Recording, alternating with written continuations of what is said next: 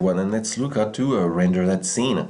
I have a simple scene that I've done right here that we have used actually to do the camera motion with the GIT title right here.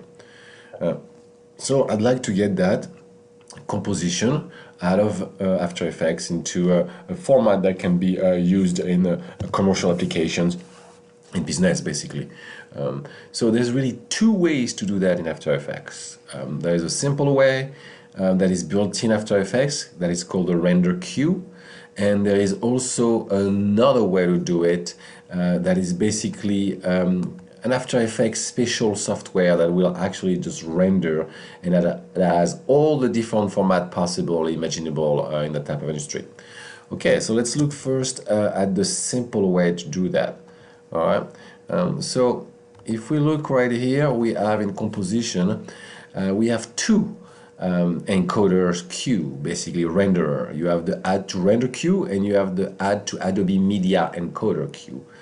The render queue is the built-in system that has been there for a very long time with After Effects, and that works very well. It's a little bit more simple, a little faster to get through, less option obviously. The option has to be done, basically the tuning of it has to be done manually by you, so you need to kind of know what you're doing to get to the complete full effect of that tool, that queue. The other one is the Adobe Media encoder queue, and that encoder is a little bit more complex in the way that it has all the settings already pre-built in for you. So you don't have to pick, you just have to pick what you want and it's all ready to go. So there's more options into it, but you don't have to tweak them as much as in the first one. Let's look at the first one, the add to render queue. So you have your composition, you go to composition menu and you click on add to render queue right here. All right, at the bottom of it you can see a little window that opens itself, that is the render queue itself. Okay, the render queue has really three components to it: the render setting, the output module, and the output 2 basically.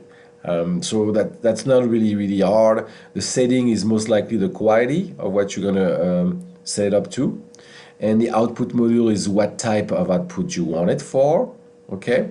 And the output 2 is basically where you output it. All right, it's pretty simple.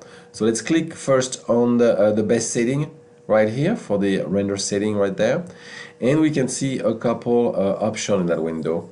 First you have the composition one with the quality, and you can change to best, draft, or wireframe depending what you want. You're gonna want best obviously right now because you're doing a final render. All right, if you are just previewing, you can go in wireframe or draft. Okay, the resolution, same thing, we're going to want full. If you are doing a preview, probably go in quarters to go faster on the rendering time, depending how long your work composition is. So you click on full right here, so we're good to go.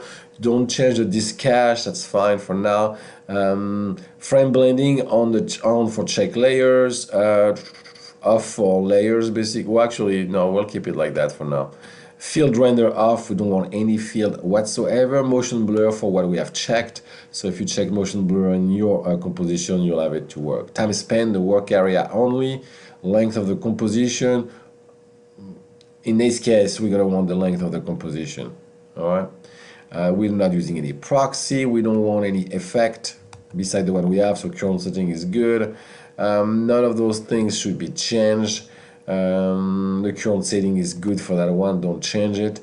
You could use the frame rate 30, you could slightly change it if you want to, that's not bad. And you could have a custom, meaning where do you want it to start and end. All right, that's very simple.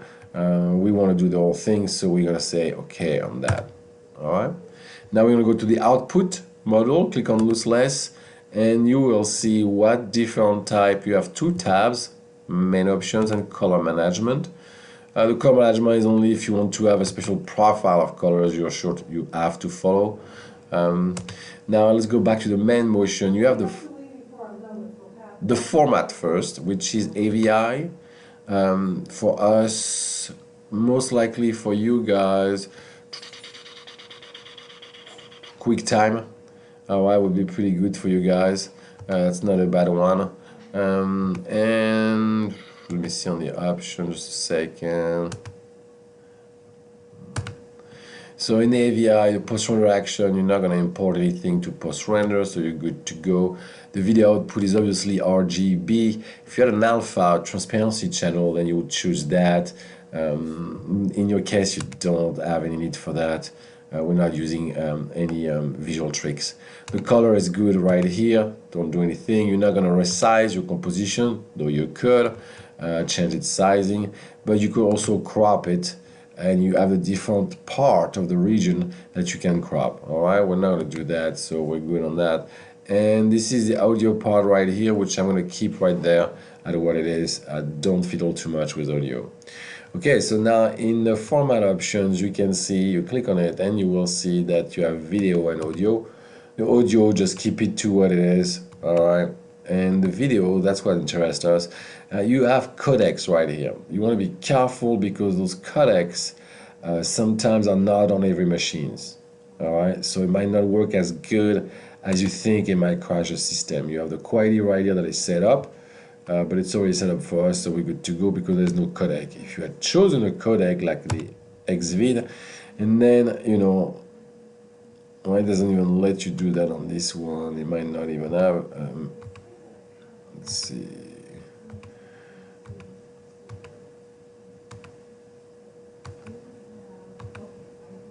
So if let's expect right here, and you have the codec setting now, that gives you the quality and so forth right here. That's why you can adjust it at the bottom right there, and you can have multiple paths if you need to and so forth. Okay, now for you guys, I would do a QuickTime for now, so that would be right here, tag QuickTime.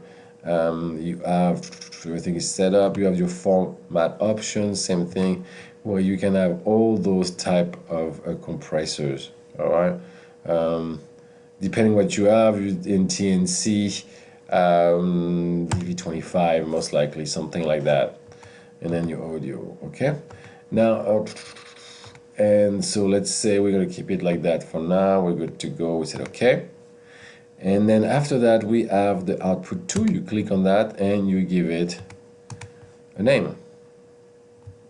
So desktop, and we'll call it com3. That's fine. Save as. All right, and now you're pretty much ready to go. The only thing you do is click on the render button right here, up, and it's gonna render everything, which it did. And we are going to check it out. And let's see, com3 right here. Oh no, it's still working on it. Hold on, just a second. It is 4 minutes to go, so it will take some time to render properly due to the quality and the size of the frame. You can see it right here, or that go forward. Okay, so we're not gonna stay that long. Now let me undo that right here. And so that was for the